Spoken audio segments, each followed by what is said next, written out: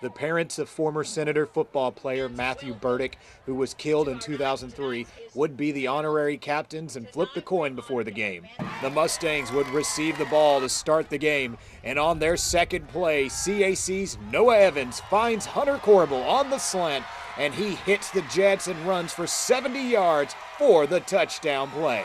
The big touchdown play would jack up the CAC sideline so much they'd nearly run me over, but they wouldn't stop there. On the ensuing kickoff, the Mustangs would go for a surprise onside kick, and they recover the ball. However, on that very next possession, Evans' pass is picked off by Senators' Nathan Page. Robinson wouldn't be able to capitalize and would be forced to punt the ball away.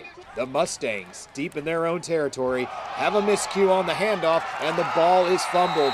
Robinson is able to recover the loose ball. And a few plays later, Colian Jackson takes the snap, and after a few jukes is able to find the end zone for the touchdown. Senators would fail on the two-point try, trailing CAC 7-6 near the end of the first, but would go on to crush the Mustangs 56-21. Just a short drive down Highway 10, Little Rock Christian Academy is holding on to a 21-7 lead over Shiloh Christian. But we pick things up in the second quarter with Shiloh Christian driving and facing 4th and goal. Connor Reese takes the snap and he rolls away from the pressure. He fires it off just in time and completes it to Jarrett Russ for the touchdown. 21-14 Warriors in the second. On the kickoff, Ladarius Burns would make a clean catch and bounce it outside with a nice wall of Warriors blocking for him as he'd scramble all the way deep into Saints territory. However, the Warriors' drive would stall and they would be unable to nail the field goal try. The score remains 21-14 Warriors. The Saints would capitalize on the Warriors' missed opportunity with another methodical drive down the field. Ultimately, Shiloh Christian would find themselves in the red zone yet again, and Brock Barris would cross the plane for another score. Saints tie it all up 21 apiece. But with minutes before halftime, the Warriors' Jackson Bowersock would heave it up for his man, Trey Harris, who'd be wrestled down inside the Saints' 10-yard line. However, a high snap would cause LRC to lose yardage. But despite facing 3rd and long, Warriors would reclaim the lead when Bowersock connects with Harris for the go-ahead score, putting LRC ahead 28-21 going into the half.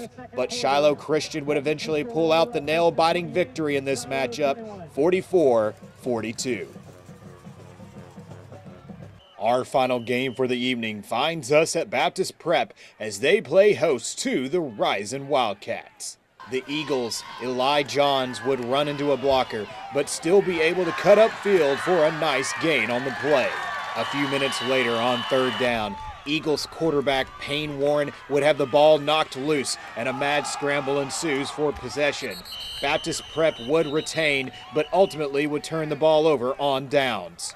With seconds winding down in the third, Wildcats' Rashawn Martin takes the toss and would advance the ball into Prep's territory. Rison's drive would stall and Baptist Prep would have another chance on offense. Johns would take the handoff but would fumble it, and this time Rison doesn't hesitate to recover the loose ball.